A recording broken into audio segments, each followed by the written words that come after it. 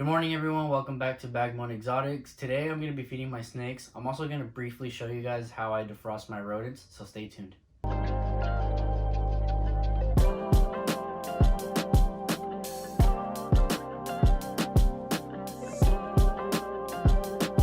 Okay, so the first thing I need to do is defrost my rodents, so let me show you that real quick. Okay, so what I use to defrost my rodents is this tub that I think I got from a takeout.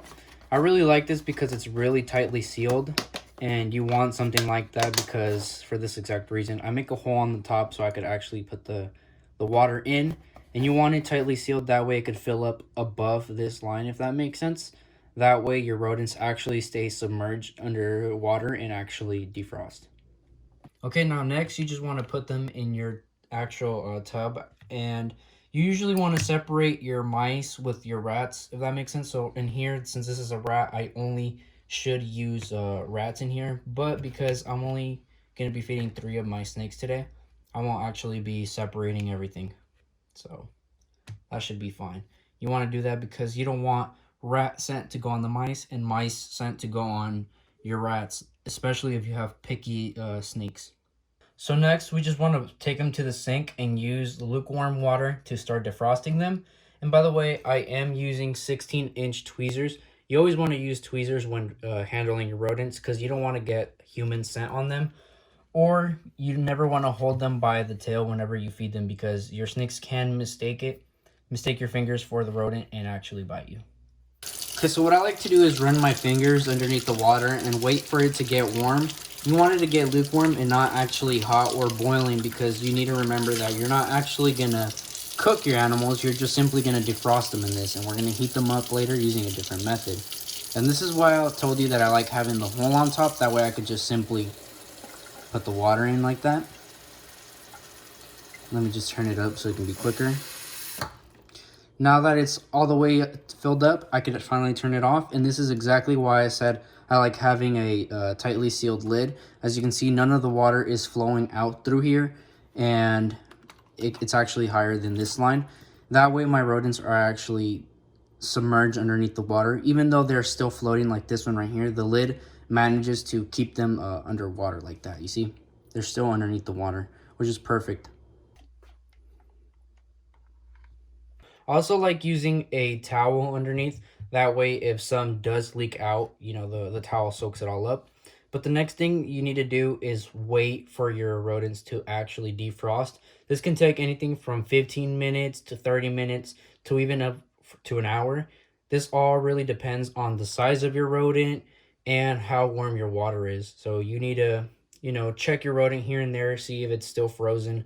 And if not, then, you need to add more warm water in and wait another 30 minutes and so on. Okay, so my rodents are now defrosted. I waited around 45 minutes, but one great way to tell that your rodents are now defrosted is to see if they're pliable. In other words, to see if they're squishy. Like you see, I can fold it, move them around, no problem, you see?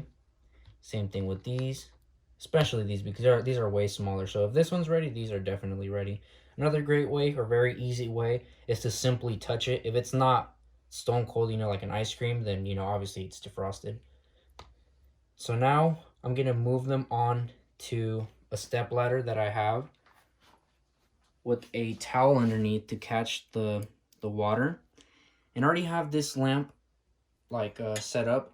As you can see right here, I tightly wrapped it around multiple times to make sure that this is sturdy. See, this is not going to fall off anywhere. You want it to you don't want it like directly on top of your rodent. You want to have like a bit of space. It really depends on how hot this bulb is. So let me just simply grab these other rodents and put them right next to each other.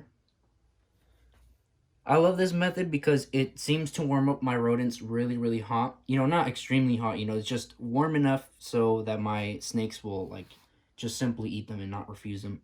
And this also seems to dry them out. As some of you may know, or if you've, thawed out your rodents before in water, whenever you feed it to your snakes, debris sticks on them. Like if you're using cocoa fiber gets all over your rodent. Or if you're using, aspen, it also gets stuck.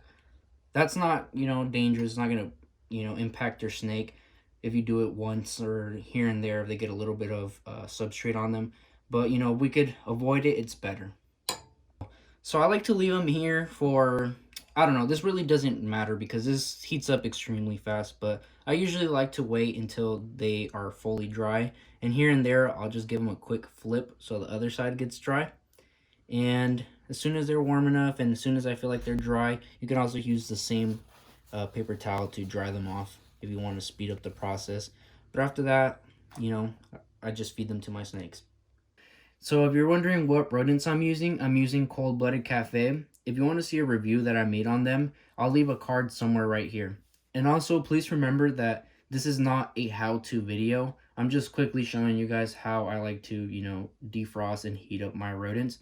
If you want to see a in-depth video, like considering pros and cons and different methods, please let me know in the comment section, and I'll definitely make sure to make a video for you guys.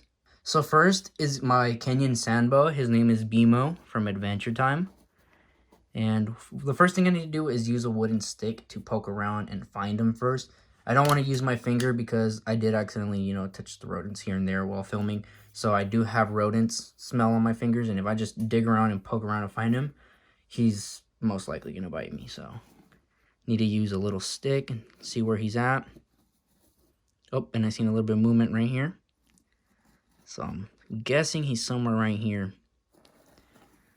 Okay, so after poking around, he fully submerged out. So now is my time to put the mouse right in front of him. And these guys really don't give you a warning. They just kind of bite. But you see the little flickering of his tongue? I hope you could pick it up on camera. That's how I know he's hungry. He smells the rodent. Can't really predict when these bite, so it's very, very sudden. I'm sorry if I jump.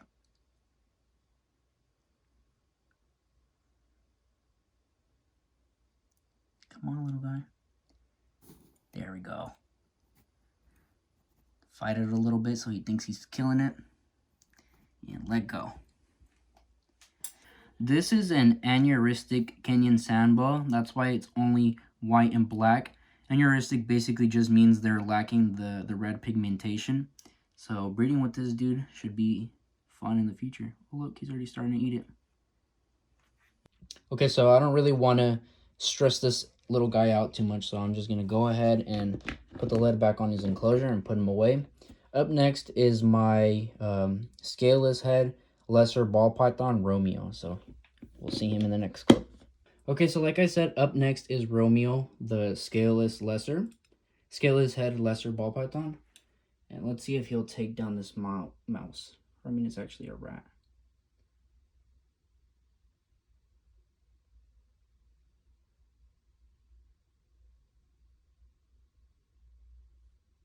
There we go, flickering the tongue.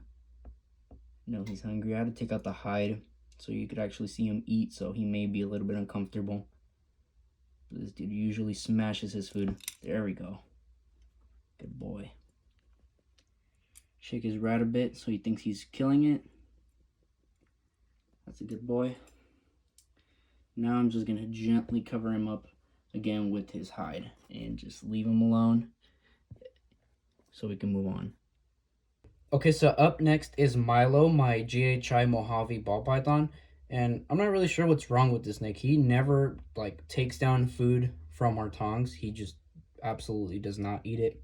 So usually what I have to do is just drop the rat in there and just come back later and check to see if he actually ate it. And he usually does.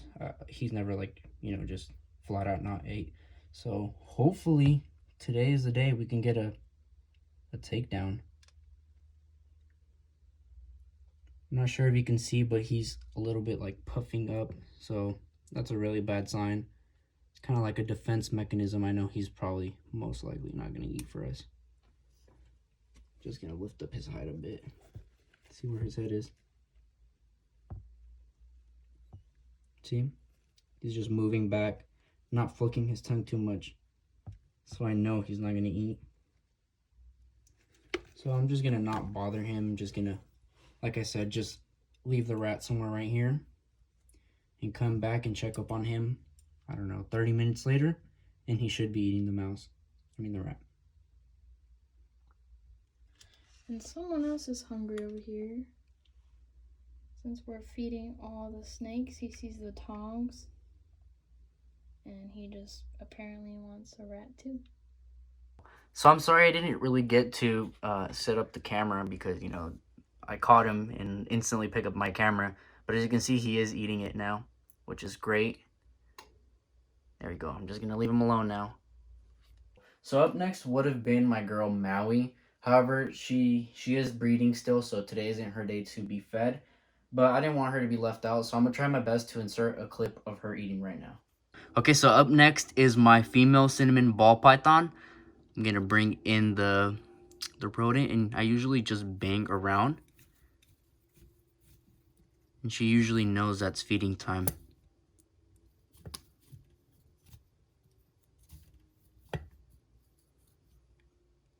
And I am feeding during the day, so most likely she's sleeping right now, but I know she'll wake up for this cold-blooded cafe rat. There he goes. I don't know if you guys can pick it up, but she's moving. She may be turning around this way. Her head may be on the other entrance. There we go. There's the head.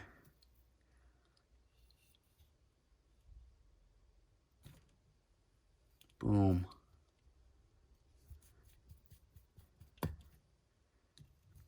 Move this around so she thinks she's killing it.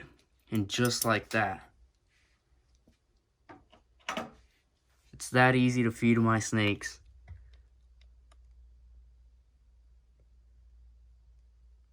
Look at her colors. I absolutely love this snake. If you guys don't know, this was my first ever snake. I shouldn't really be touching her as she eats. I don't really want to stress her out. But this girl's super comfortable with me. I know she wouldn't mind if I you know, touched her a little bit. Okay, so it was a pretty successful day. All of them ate, which is, you know, good.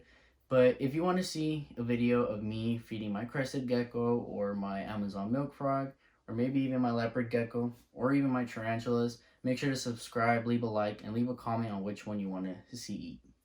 Thank you guys for watching, and I'll see you guys in the next video.